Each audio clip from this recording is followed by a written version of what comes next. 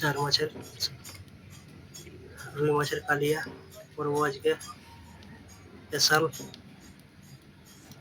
পেঁয়াজটা ভাজছি প্রথমে ভালো করে, পেঁয়াজটা ভালো করে ভেজে তারপর আদাটা দেবো, আদা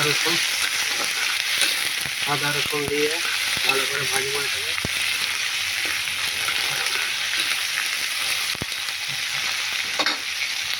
টমেটো কাটা হয়ে গেছে, টমেটো আদা রসুন সব দিয়ে আজকে মাছ 4টে মাছ আছে।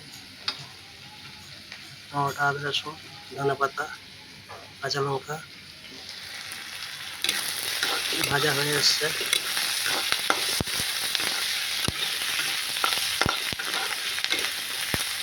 ভালো করে ভাজতে হবে, একে ভালো করে ভেজে তারপরে করতে হবে।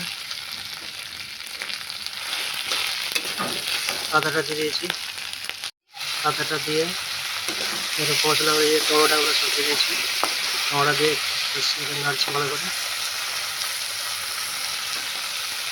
নাড়বো এটাকে। লঙ্কা গুঁড়ো, হলুদ গুঁড়ো, জিরা গুঁড়ো, ধনে গুঁড়ো সব দিয়েছি। তারপর কচুয়াটা জল দিয়েছি, ভালো করে কষবো। কষে তারপরে একটু ভালো করে কষাইয়ে মাছগুলো দিয়ে দেবো। কষা হয়ে এসছে,